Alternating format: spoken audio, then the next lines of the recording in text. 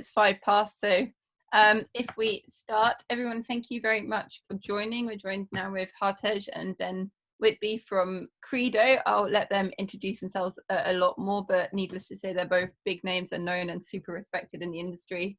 Expert at crypto and crypto security, so really lucky to have both of these guys here. I know they're very busy.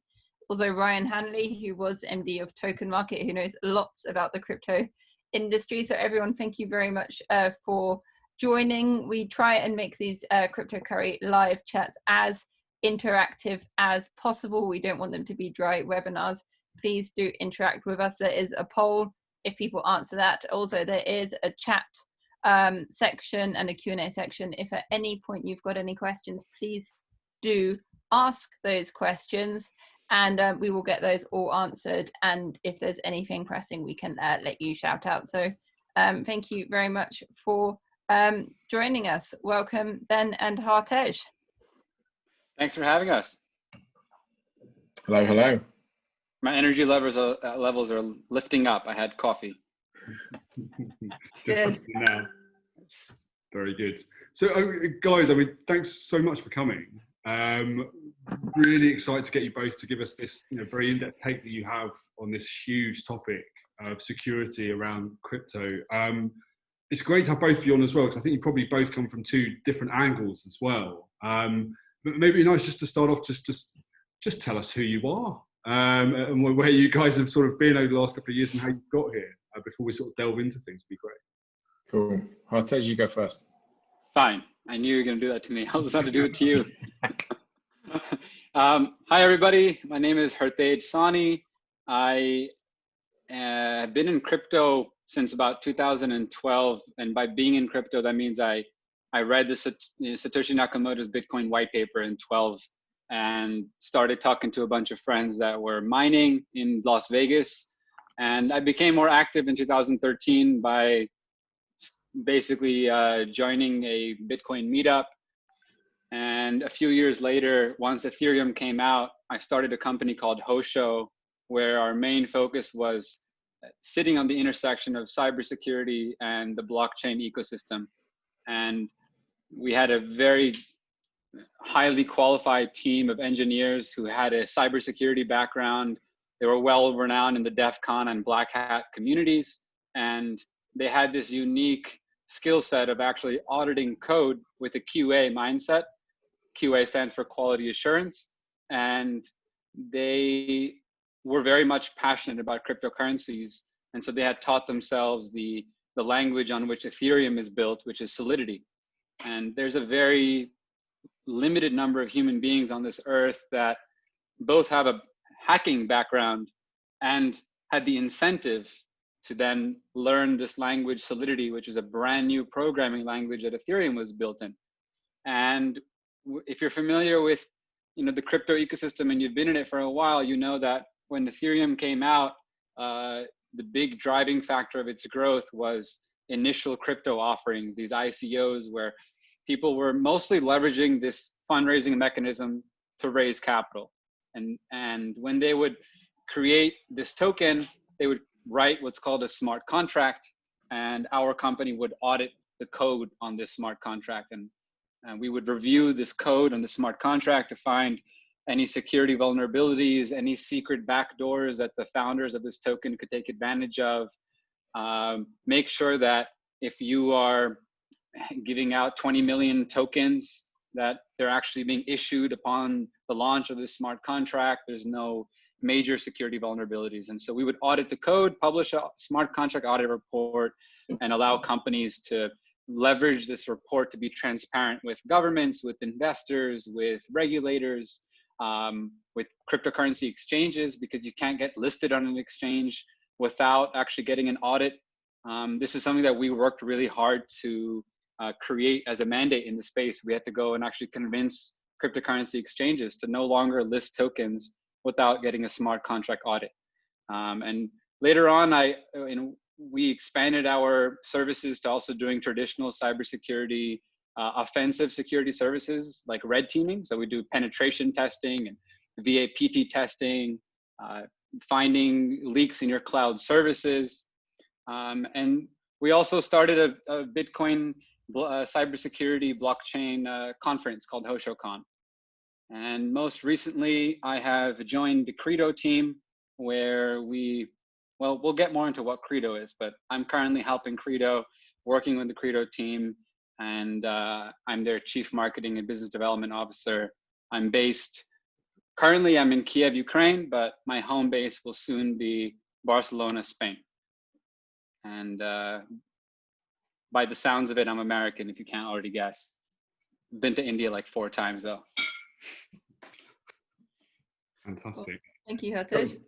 Okay, Ben. so my name is Ben Whitby. I think I know a few of you in the attendee list already. My journey is pretty similar in many respects. I got into crypto in 2013 when, whilst working at HSBC in their financial crime compliance team, one of our HSBC employees put $50 into a RoboCoin ATM in Canada and gave an interview to Wired, which then escalated all the way up to the CEO and fell on my desk. And it's like, Ben, go and figure this out and sort it out. I'm a technologist by background that made my way into compliance and regulatory areas from building trading systems. I really have been pushing the bandwagon on tokenization of assets, Bitcoin, using decentralized methods within wholesale industry and wholesale finance. And in 2017, when one of these ICO projects raised a load of funds, I was tempted out of the bank into the project to do it full time. That project was called Monolith.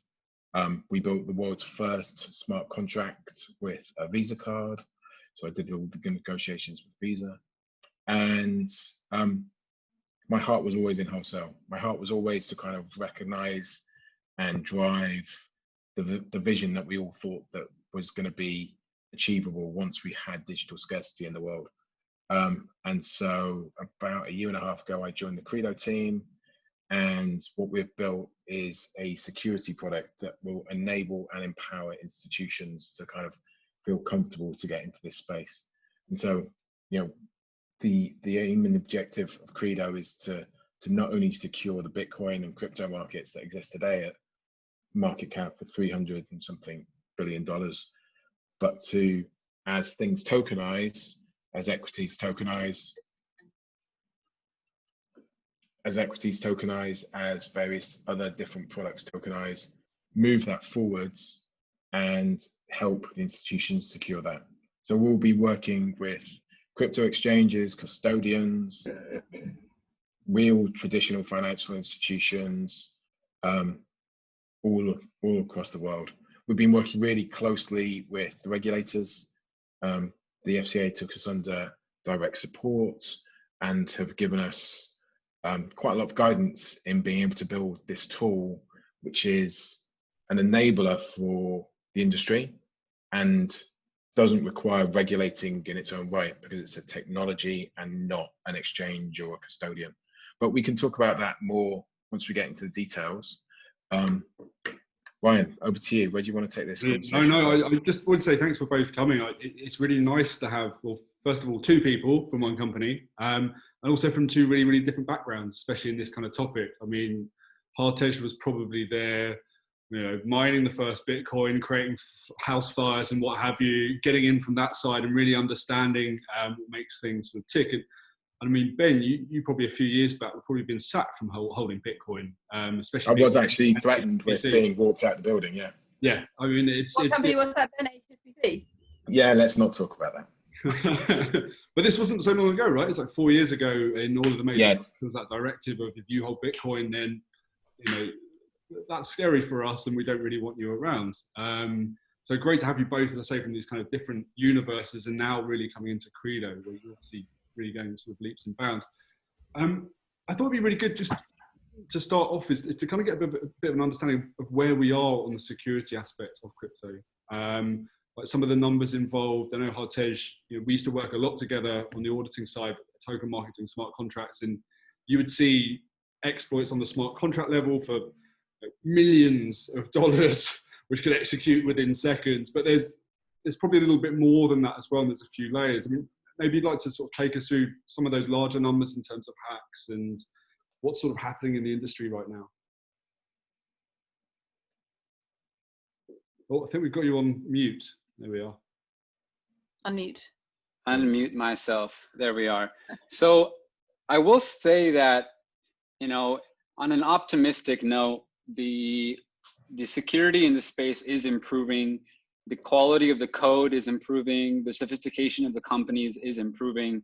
And there's an increasing number of companies that are respecting their security by hiring a chief security officer, which a lot of companies still actually don't have a CISO, or engaging with multiple third-party security teams. And this means multiple teams for red teaming, for blue teaming, and handling the cyber safety and cybersecurity training for your company. I'm just going to cut you, and I might do this a bit in this podcast because it's really technical. Cut away. What's a red team and what's a blue team? Yeah. Okay, cool. So a red team is the offensive team. And so a red team's job is to really go in and to think like a hacker. And they are trained to do what's called black box testing, and to take your website, your network, or your application, put it into a black box and to think like a hacker and come up with 101 ways to penetrate this piece of code, this software. And a lot of these hackers have to think exactly the way a criminal would be thinking. And on the backbone of a red team, a blue team is essentially going in and playing the defense. And so it's offense and defense. And you know what I'll say on this topic is that in the healthcare sector or in finance, we have PCI compliance for finance, level 1, 2, 3, and we have HIPAA compliance in the healthcare sector. And anybody else who's dealing with many publicly traded companies, even in hospitality, when you do payments and you sell to a big hotel, you have to follow compliance, and you have to show proof that you're engaging with a red team and a blue team, and that these are third-party companies that have come in and conducted a thorough security analysis. And an aim is to see this type of standard be developed within the cryptocurrency and digital asset ecosystem. And when it comes to things like smart contracts, we've seen critical vulnerabilities in token sales being written a plethora of times, where people are deploying a smart contract for a token sale. They've copied and pasted the code from another token sale, and they've not realized, because they've never done an internal audit, that this code has multiple critical vulnerabilities. I mean, I've seen things as ridiculous as infinite token generation. I've seen that if this smart contract went live, the founders of the token will never receive the tokens at all. Like we've seen some extremely ridiculous things. And on the same token, for me to hear that somebody launches a cryptocurrency exchange, it's probably the best example, is if you launch an exchange and you're not getting regular third-party penetration testing done, this is absurd for a centralized exchange. And then there's a whole nother layer of super common cybersecurity problems faced by the industry, right? You have wallet compromise, you have malware, you have phishing, you have man-in-the-middle attacks, deposit address spoofing, and a lot of it comes down to security hazards when digital assets are being transferred. And that's the core to building the infrastructure for large institutional financial institutions to actually invest viably in the digital asset ecosystem. You actually need these security problems to be solved. And it's one of the unique scenarios in digital assets where, by solving core security problems, you can make multiple counterparties in the ecosystem a lot more money. You can save them money on operational costs, and solving security problems actually leads directly to increased ROI. And I said deposit address spoofing without explaining, and what that essentially is that oftentimes when transferring a cryptocurrency, you're basically copying a key, which represents that crypto, and you're pasting it to somebody else. And you can have malware planted in anything like your Chrome plugin, or maybe it's on your desktop because you opened up the wrong PDF and you got spearphished. And there's a hacker monitoring your keystrokes, and they're hoping to catch you so that when you copy a cryptocurrency key and you paste the address, you're actually pasting their address, and the crypto will be sent to a different address. And this is extremely common. And from the outside perspective, it's hard for us to know as consumers of a cryptocurrency exchange on what happened in the background. Was this an internal error? Was it maybe, was it third party? Was it an employee that did the theft? It's a bit controversial, on top of the fact that there isn't a regulatory authority that is regulating all the cryptocurrency exchanges. Cryptocurrency exchanges get hacked. Collectively, around $2.5 million is stolen every single day collectively from cryptocurrency exchanges, right? And it probably it happens daily, and we don't find out about it. People are not transparent. And we only really find out about these massive hacks and massive breaches that sometimes get leaked, and there's a lot of questions that get raised. It's certainly incredible how some of these 1,000, 2,000 employee exchanges will go down for urgent system maintenance with an hour's notice, or not even that. Companies of that size, you'd think maybe there's something up now and again. We see that happen in certain surges.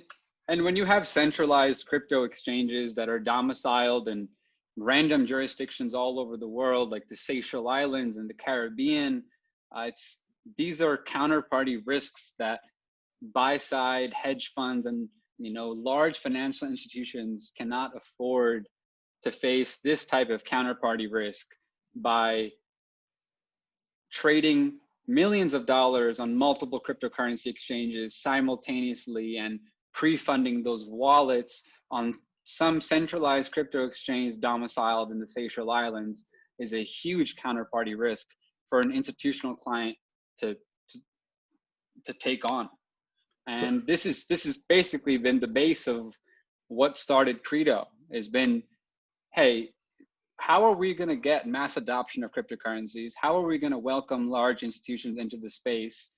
And what are the largest security problems that need to be solved? And it's a mix of security and speed when it comes to the movement of digital assets. But the base layer of infrastructure is all about security. And Ben, by the way, feel free to cut me off. I was going to say, Ben, it'd be interesting to hear the kind of the regulatory side, because obviously we're still in an unregulated market. Ooh, so Ben's gone to a digital background where he's now he's got the northern lights. We're in that unregulated market. We've got to look at things like AML, of course, if you're handling large amounts of money, but it's still quite hard to implement set principles like the banking industry has. I mean, what are some of the challenges that you're seeing on that side? Yeah, well, we have to remember that regulation is the minimum that is set, right? That's the layer of activity and operational controls that the regulator expects to see. It's not the maximum. It's not this kind of panacea you have to get here. It's the minimum that you have to do.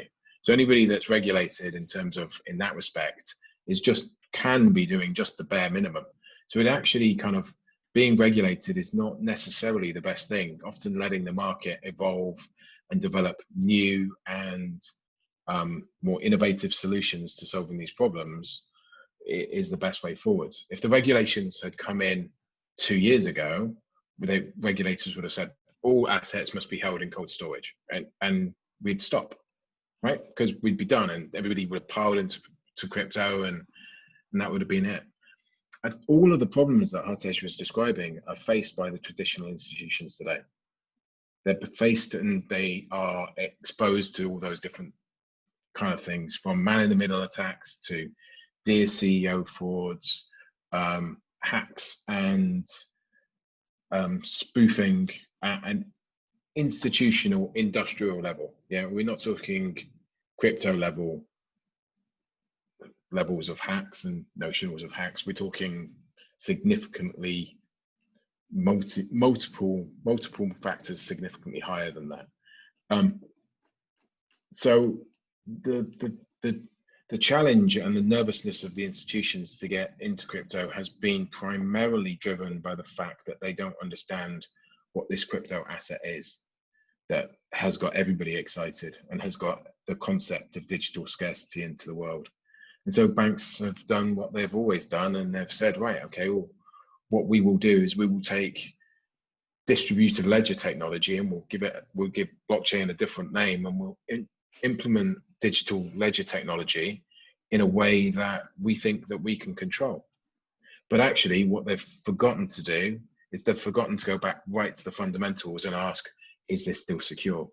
And they're looking to the regulators to try and help them, and the regulators are like, well, we don't really know. You could do cold storage, and of course that's not going to work either, because cold storage is still using physical operational processes. And what we've got with Qredo is really kind of the difference between sending somebody a DVD in the post compared to Netflix and downloading it on the internet. So the difference in timescales is huge. So maybe on that, I mean, obviously most people, I imagine on this call, that they'll use typical centralized exchanges, they'll go in and do the KYC, they'll leave their coins on that exchange, they'll hope, they'll pray that's okay. It's a bit different if you're a large institution, if you're looking after other people's money, there's a lot more obligations. Maybe you guys could take us through sort of a step-by-step in terms of some of the considerations that one of those institutions would have currently, and how that would look on terms of like a timeline and number of steps, and then maybe give it a little bit more in terms of what Qredo is sort of doing to alleviate some of those pain points. Yeah. Hartej, you want to go first? I'll start off, but I'll hand it off to you. I mean, essentially, Qredo is giving a centralized cryptocurrency exchange the speed, the liquidity, and the convenience of a traditional financial exchange, but also giving them the non-custody and the transparency of a decentralized exchange. And there's increased excitement about decentralized exchanges, but they have bad UIs and they're slow. And centralized exchanges lack transparency, they lack speed, they lack liquidity. And from an institutional investor's perspective, they cannot digest the counterparty risk of trading on an exchange that is centralized. They cannot digest the security risks, and they need someone to be a middleman. And ideally that middleman is a network protocol that can ideally be as trustless as possible.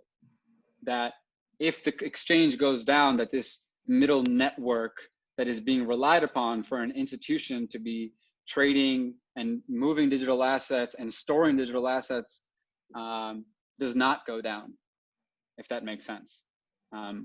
Ben, handing it off.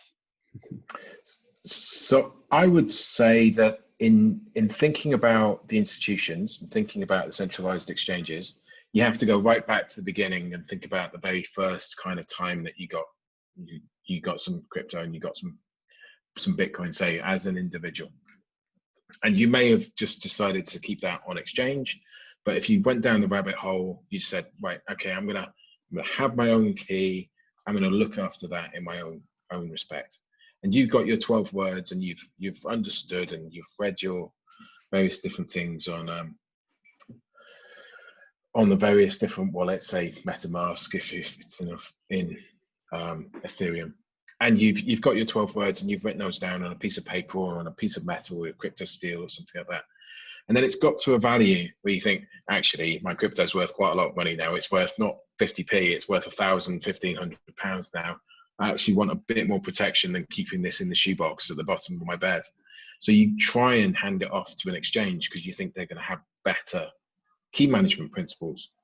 But their key management principles are exact, and their fears are exactly the same as yours as an individual. They've turned that 12 words, which you're supposed to keep up here and just know, into something physical and try to store it. And they've done that by having all these great elaborate systems that take the 12 words and print them on fireproof paper and then put them in vaults beneath like Swiss mountains, and having operational controls to kind of in Faraday cages kind of manage the keys, etc., etc. But you're still breaking something that is digital into something that is physical. And what we've done with Qredo, we've built a security solution that allows you to maintain the digital premise of that key.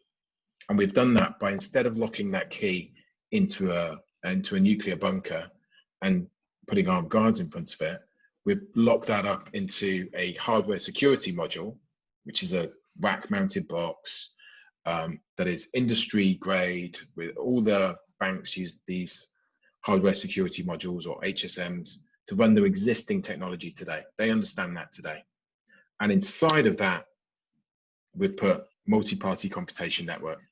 And the multi-party computation network effectively allows you to sign your transactions without ever exposing your key.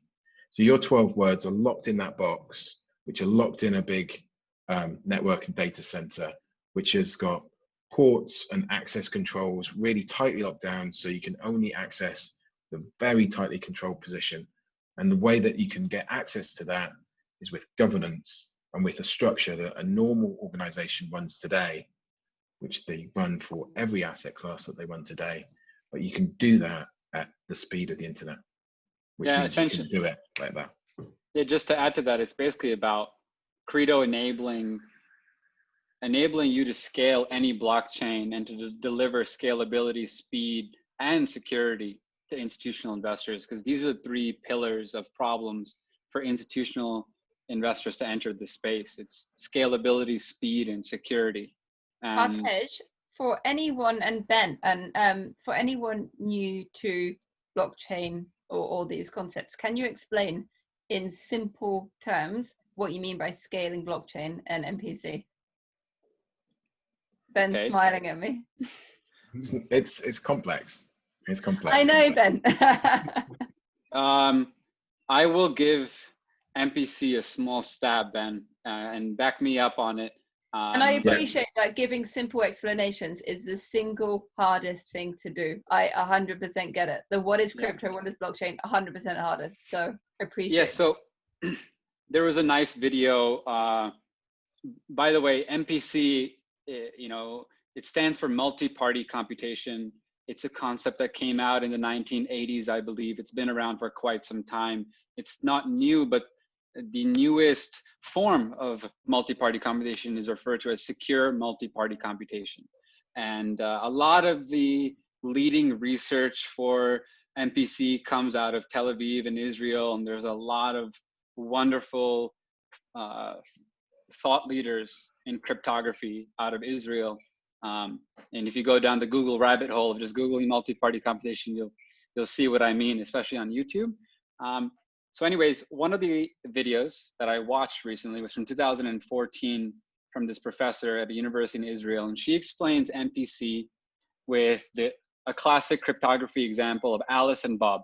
And Alice and Bob are like the classic examples to be used when giving cryptography analogies and explaining concepts. And so Alice and Bob go on a date, and Alice and Bob want to figure out if they will go on another date. And the game basically is that, can we do a computation without exposing the inputs from the parties? And so unless you both choose that you want to go on a date, the computation is secret, right? And because you don't want to embarrass Bob, because Alice actually doesn't want to go on a date, and so Bob wouldn't know, and vice versa.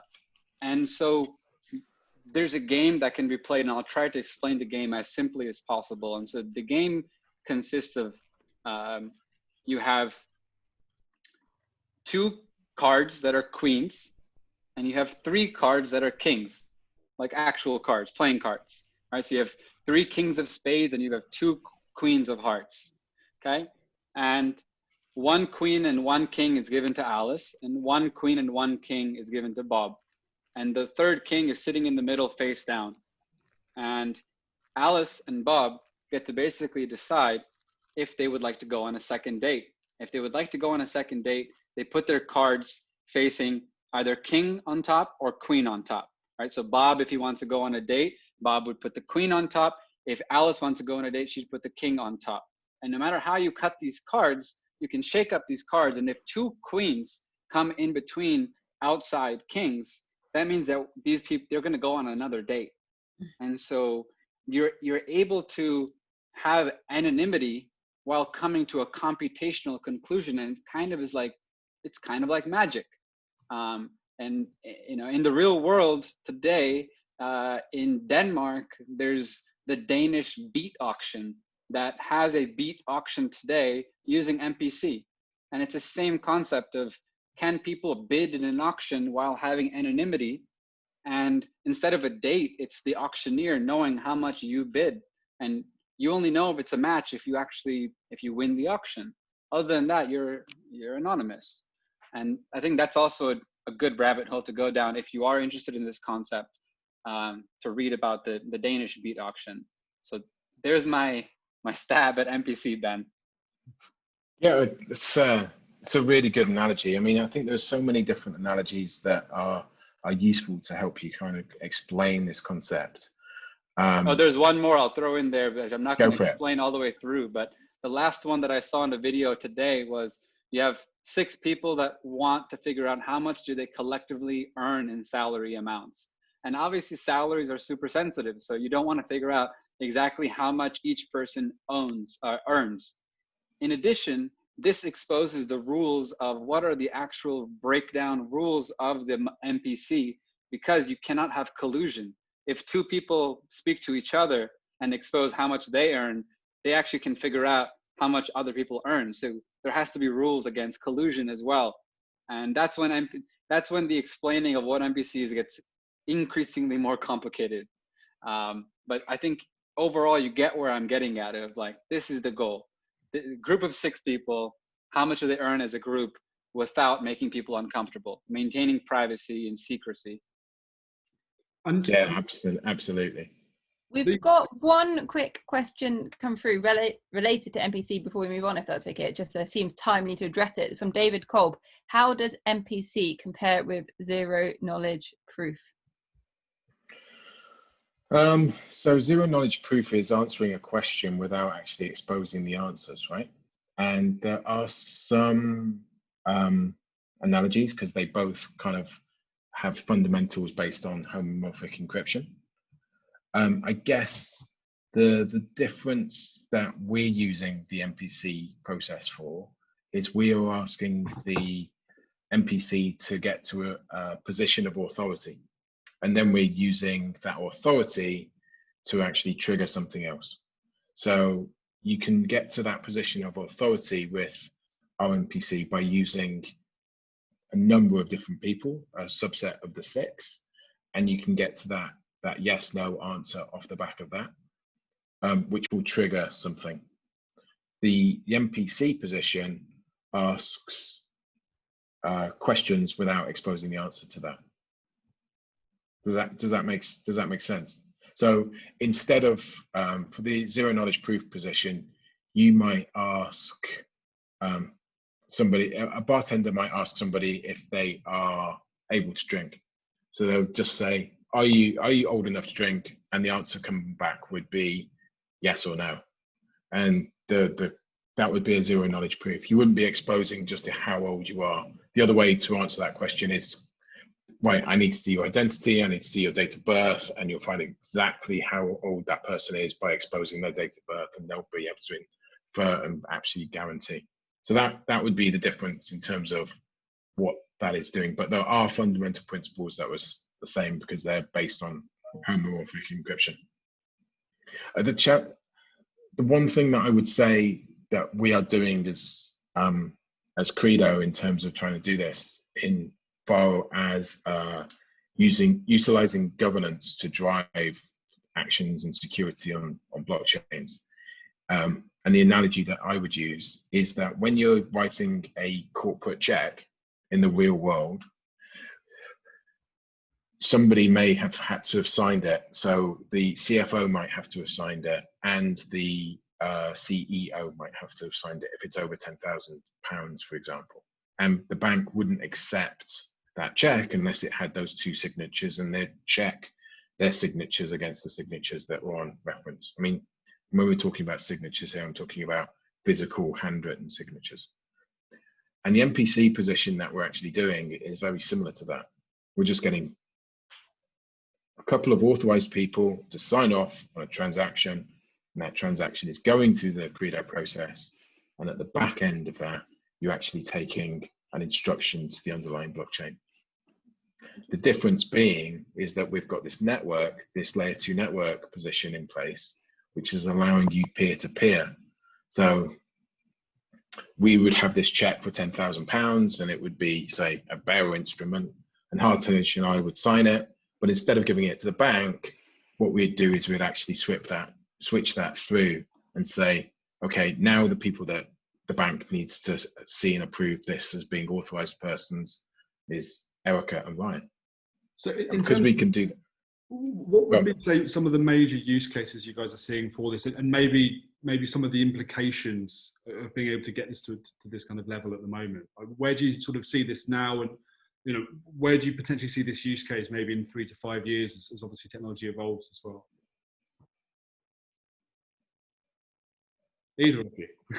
Yeah, it's all about, for me, it's a countdown to large financial institutions and enterprises to begin to hold and trade digital assets. As people know, today's Wall Street and financial infrastructure, in terms of trading desks, for example, Wall Street the stock exchanges are only open a fixed number of hours. Cryptocurrency is 24/7. Having the appropriate governance infrastructure, the tooling, the security, the compliance, having all of that in place is crucial for them to even consider playing ball, right? I mean, overall, like, crypto is a $248 billion market cap, and that's like a little. It's very small in front of. It's just a speck in front of capital markets, right? And so I think that it's all about the tidal wave that we've already seen coming. We're like legendary hedge fund trader Paul Tudor James is now invested into Bitcoin. We are seeing substantial uptick in traditional financial institutions wanting exposure to the crypto asset class, whether it's through directly holding or trading digital assets or investing in venture capital. We've seen Andreessen Horowitz raise a whole new fund. That's a direct sign of institutional capital wanting exposure to this asset class. It's outside of that, of course, a way to monitor institutional growth in the space is to just look at the volume of spot exchanges. So I mean, and futures, spot and futures exchanges. This is like a super clear use case at the moment, right? I mean, it's liquidity is always this massive issue as well. I know obviously kind of unlocking the assets, being able to deploy them across various unregulated exchanges, super tough. Liquidity when you're a big institution is always going to be an issue. And obviously potentially this can solve some of those issues on that side. Do you see this extending into other financial markets outside of the crypto assets that we have now? So would you see the market, this really being, sort of something that ignites that transition to truly digital assets outside of just crypto? That would be realizing Satoshi's vision of building an open, distributed, trust minimized system to carry out trade and commerce. Absolutely. I mean, so what we have in capital markets at this moment, as Hartej was saying, is a number of asset classes that represent total wealth in the world. Total actual realizable assets probably stands at something like $300 trillion, right? If you look at the derivatives market peaked at Lehman at $648 trillion of notional that was kind of outstanding in the market. Now, when I was working with PwC and we actually kind of picked up the Lehman administration, we were working through Lehman administration books and trying to rectify who gets what assets in what situation. Now, the assets that were centrally cleared, they ratified really quickly. The assets that were put on centralized bank ledgers, it's taken 10 years to work those out. What we will get when we get through to traditional financial products moving on either distributed ledger technology, or ultimately, I believe we'll go to a public chain position like Ethereum or Hyperledger or some other thing like that, unless we get something else that comes out that's better, is we will get traditional assets operating on chain, and you'll be able to realize all the benefits and all the different things that we're building for the crypto space today. So that means settlement goes to zero, opposed to T+2 that it goes today, which instantly means that you get to free up billions of capital from the capital that is held on balance sheet for those 2 days that something goes wrong, just in case. Also, because of the way that we're doing the multi-party computation, we can reduce counterparty risk to zero. You know if somebody's got the assets or if they've got the claim to those assets. So straight away, we're massively impacting that $648 trillion marketplace. And the amount of value that we can create and unleash on the world is measurable, absolutely. But would you believe the number if I told you? Absolutely not. It's going to be really huge. This is a great question. So what's holding this back? I mean, it's clear that there's all of this mid-office, front office activity that can be effectively be cut by a number of this math problem, computational stuff that can be implemented. What is the major thing stopping these large institutions adopting? I mean, is it the underlying chains? Is it that we still have this issue of, and I hate the question because it always comes up, Ethereum's forked, Bitcoin's forked, what's going to happen with staking and who's able to make decisions? Is it the underlying chains? There not being a clear winner in terms of a smart contract platform? What are the big issues that are kind of, stopping you guys to almost sit above that, really, from that kind of quicker adoption? This is probably a question that could go on for about an hour, so sorry, just go for your highlights. I would say that we're actually already there. Things just aren't being publicized. There are banks doing this already.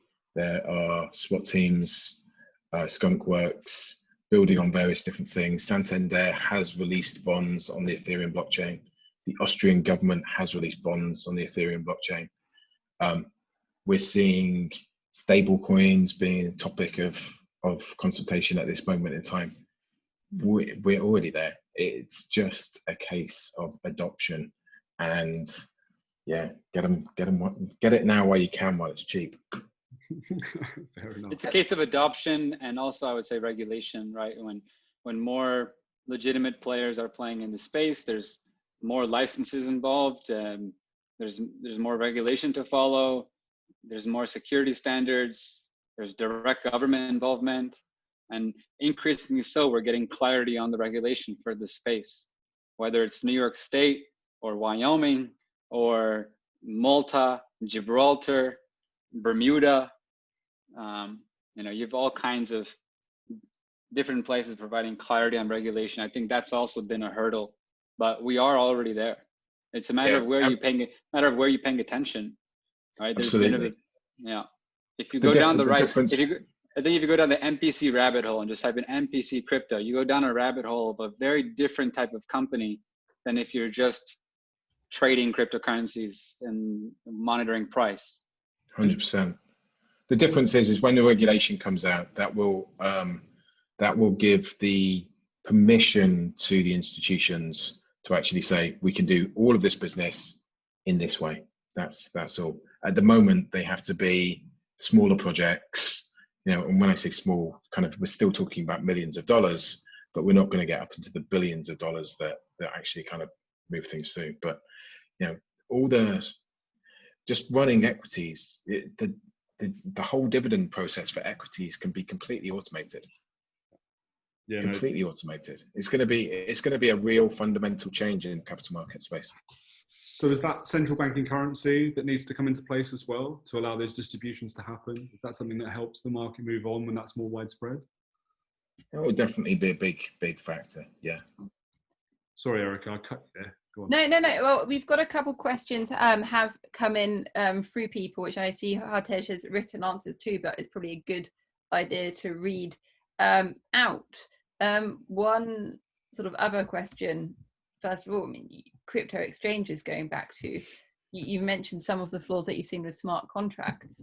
Would you just be able to share just super quickly some of the biggest security flaws that you've seen with crypto exchanges, and also what people should look out for if they're looking at crypto exchanges? Fundamentally, cryptocurrency Or storage exchange. solutions.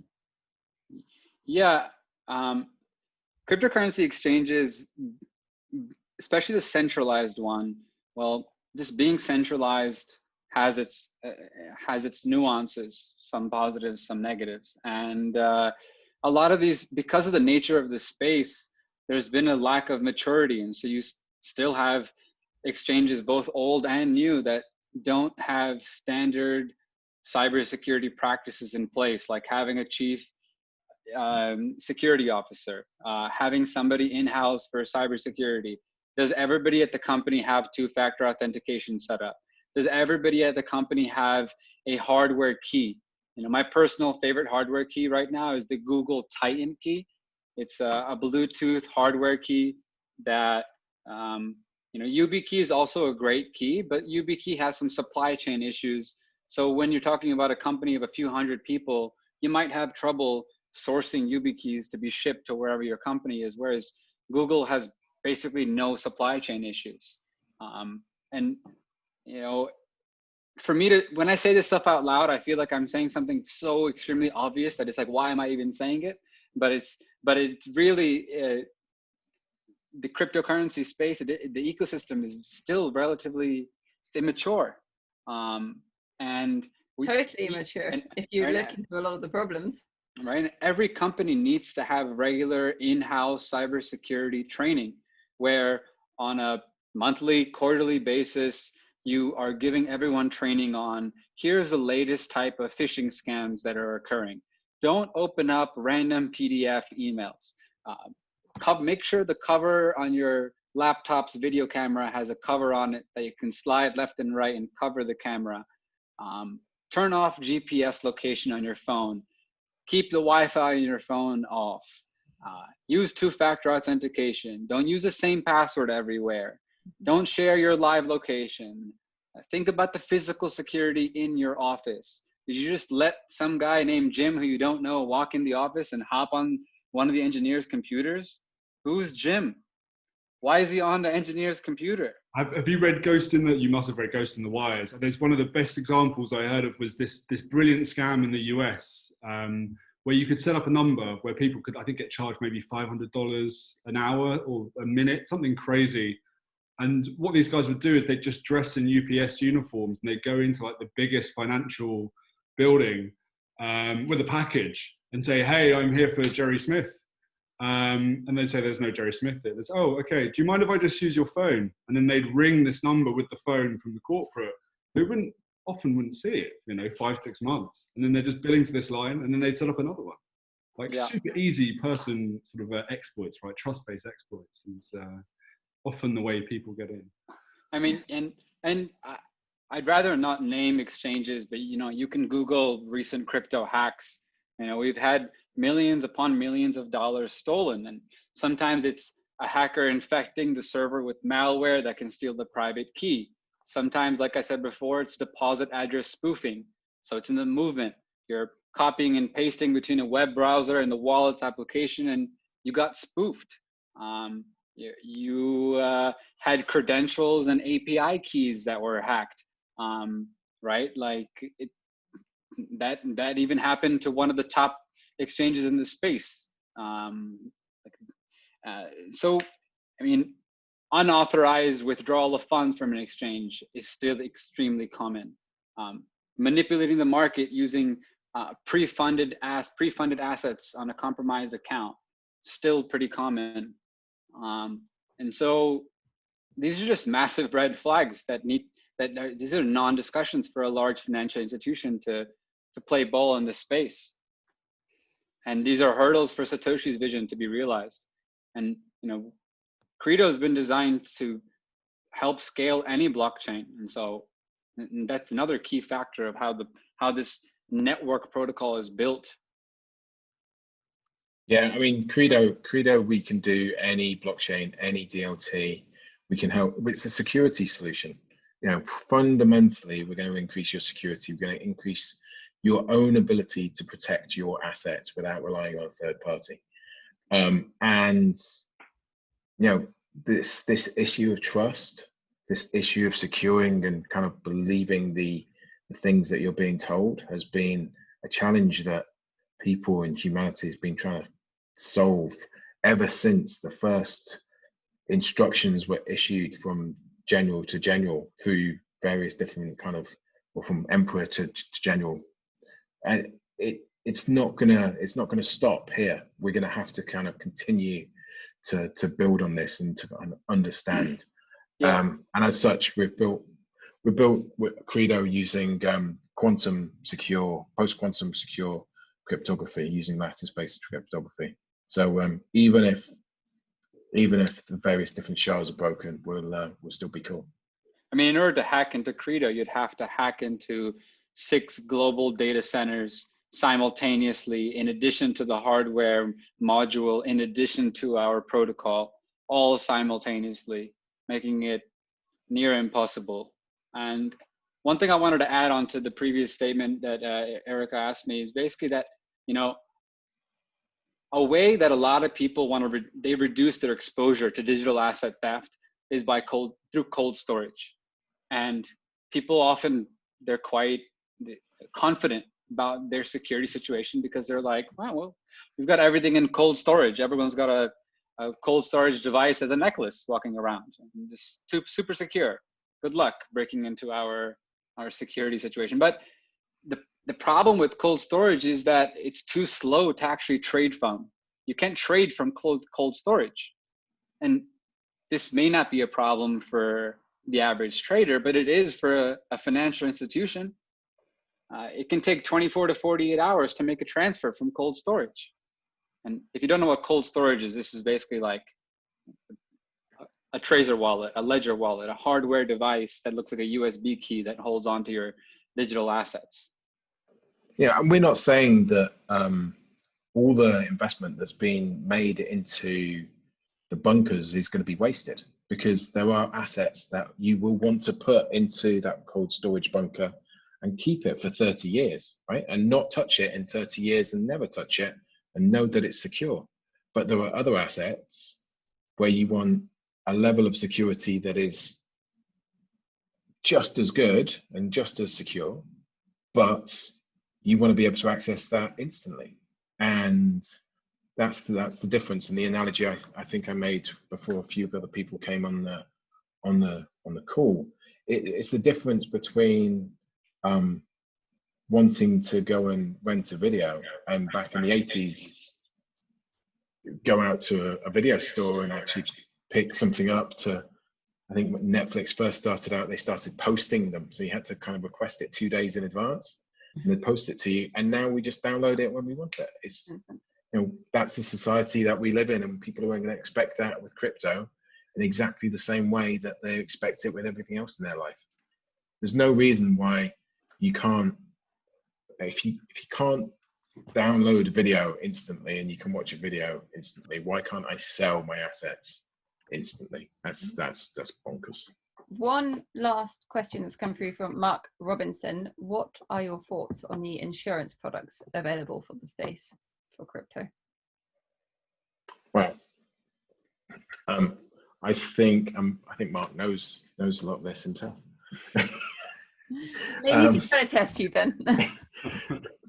I would like to see the insurance industry move towards native asset coverage, because one of the problems that we see in the marketplace at the moment is that we have a bunch of assets that are valued at points in time, and we have insurance covered to a certain percentage of that notional. So you've got 100 million worth of assets, you insure 10% of it so that you know that you're covered, and you've got various different stops in place, and you can go out to the market and say, we've got 10 million covered. But then the market moves and that 100 million of assets becomes, you know, $1 billion, and your $10 million of coverage stays the same. Whereas if we started to be able to move to insuring assets with assets, you'd at least be able to maintain that percentage of coverage. And that's where I'd like to get to, because I don't believe that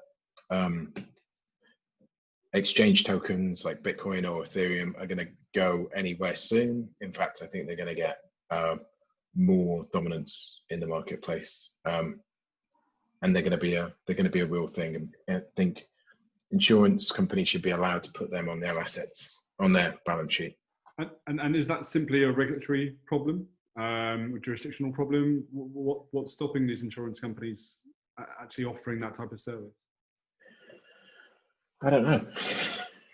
I would say that it's actually very close. I think a lot of people are talking about this at this moment in time. I think the insurance companies hold assets in case of ransomware, but they don't broadcast it too widely.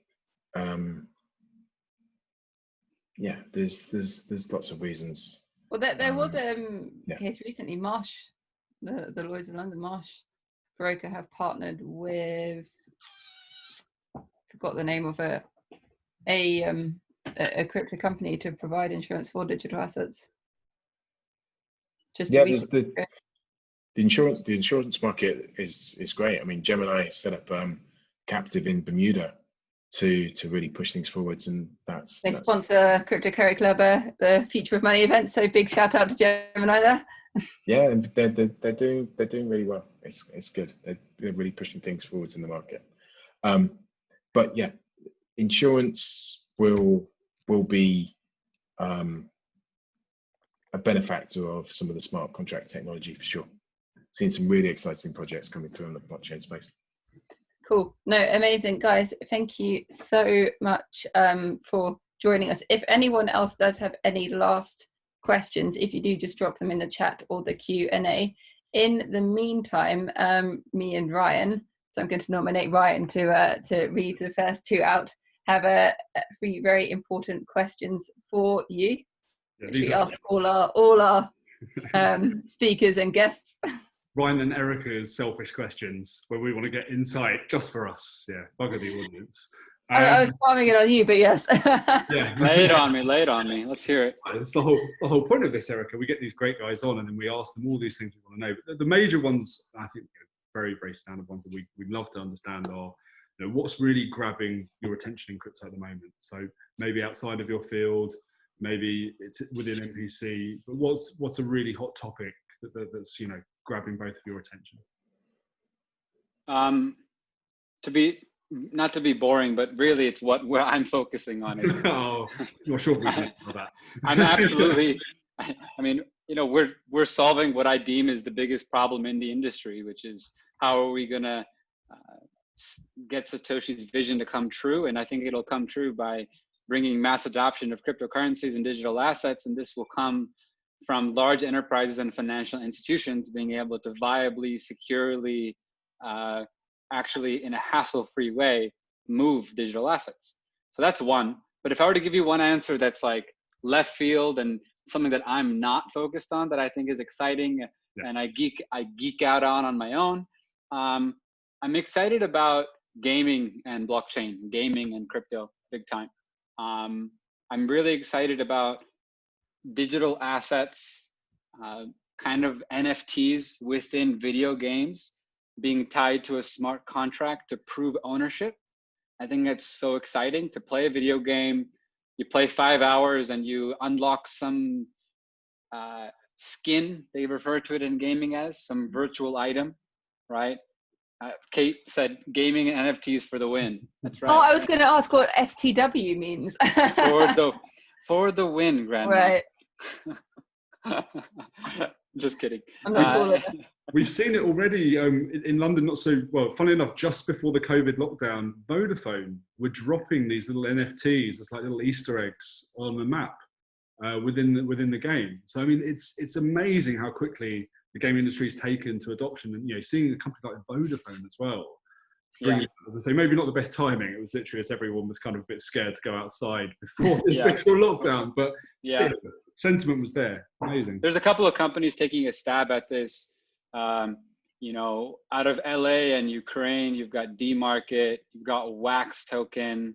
You got a couple of them, but really, gaming and cryptocurrency, gaming and blockchain is such a phenomenal intersection, and gaming and hip hop is another really phenomenal intersection. And I love hip hop, and so seeing those worlds collide has been really fun. Where it's like hip hop, gaming, digital assets. It's a super exciting future, you know. And yeah, very cool. I think that people are gonna start trading these NFTs and digital assets just within games, and and taking them across games as well. Yeah, taking them across games. That would be so. Right now, the problem with this beautiful scenario that I'm describing is that most video games don't have their third-party skins trading open. It's not an open market. Yeah. So like Fortnite, for example, is this massive game, massive ecosystem worth billions of dollars, but gamers are not allowed to actually own skins within the game. So a gamer can't claim that they own the skin and then take it to different games and own it, right? And what's coming is more people will adopt the CSGO model, where gamers feel like they were able to invest their own time and actually have ownership of the good, and then go somewhere like D-Market and trade it, and to actually get cash out. You can actually earn the skin and convert it and earn Bitcoin and take Ethereum or take fiat. What governments and regulators are trying to avoid in this space, though, is gambling amongst kids. They don't want kids to gamble with these skins. And they also don't want hedge funds to start coming in and manipulating those markets of NFTs and starting to just buy up a bunch of skins and creating artificial scarcity. So those are some of the problems facing the space. But in time, when more games will open up, that it's just a matter of when. It's not if anymore, it's when. I completely agree. Gaming is going to be one of the first industries to really kind of adopt this. I think we've already seen in the press something from Fortnite, certainly something from Reddit. Reddit have kind of opened up the adoption of Ethereum-based tokens for rewards. And also, I think Minecraft are doing something with the engine wallet to effectively create hodl packs where you can create baskets of tokens. It's just such a natural correlation in terms of that respect. But you know, we're not talking about billions of dollars there. We're talking maybe the gaming market's like $5 billion total. Again, if the big institutions come in, that will just get swamped just overnight. Looks like people are sharing with us cool names of other companies in this space. Yeah, there's a few. I'll read it out. Cool. F1delta.com. Ryan, which one did you just write? Reality Clash. Reality Clash. We used to work with them. Really interesting because they had a gun store, so you could go out and you could buy these NFTs on an open exchange, and they got the permissions from Apple to be able to get those into their game. And the thing that they've done there, a little bit like Unity, is they've built out an engine. So if you can imagine, you can go to someone and just give them that engine to be able to do that. Super interesting use case. Yeah, we're really good guys. Very cool game. Yeah. Next question. What commonly believed fact in crypto do you both believe to not be true? Blockchains are secure. Ooh, good. Good. Good one. It could all come crumbling down any moment. Well, yeah, I mean, it could. I mean, just because it's a blockchain, you have to look at the fundamentals, right? You have to look at how many nodes there exist. What's the security on each node? Kind of 51% attack. I mean, I think a couple of months ago, actually a couple of weeks ago, the cost to attack Bitcoin Cash, or Bitcoin Satoshi's Vision, dropped to like $7,000 or something like that. Which is insane. You can see people just kind of wanting to attack that just because they're bored. So yeah, the fundamentals of blockchain need to be examined. It doesn't kind of automatically guarantee that just because you're on a blockchain, you've got that level of security and that immutability. Cool. No, brilliant. And Ryan, the all-important question, we'll let you answer that one. Of course. We want answers from both of you this time. So, of course, being the Crypto Curry Club, we must know what is your favourite curry? Lamb vindaloo. Okay. Ben? I always go for a Rogan Josh. Okay. Ah, nice. And Any specifics, Ben? Vegetarian of some sort. Fair. I remember when I was a kid, everyone would be like, "Oh, Indian kids smell like curry," and that you'd be all embarrassed because your parents cooked a bunch of stuff and they fried onions at night to feed you. And well, that's like the base of every curry. If you don't know, is sautéing onions. It's the base. You need onions. Indians love onions and oil, and then you put 3 spices to make a curry: turmeric, cayenne, and garam masala, plus salt and pepper and onions. That's the base of curry. Just so you know, Crypto Curry. Well, the next Crypto Curry Live is a cooking lesson from Hartej. Thank you for volunteering. I'm happy to cook for you guys. It just, seriously, I would be down to. But yeah, and I'm just saying that it's funny how when I was a kid in New Jersey, we'd be embarrassed of smelling like curry, and now we're in a time when everybody loves curry and yoga in India. It's just a bit of a twist on how things have mapped out in the world. Everyone's like, "Oh, you're Indian? Can you teach me yoga and how to cook Indian food?" Yeah, sure. Cool. Yeah, that's cool. Brilliant. That's Thank you, really guys. cool. Thank you both so much. Thank you to everyone for all your questions. I will send out a follow-up email tomorrow with both of your contact details if anyone does have any follow-up questions.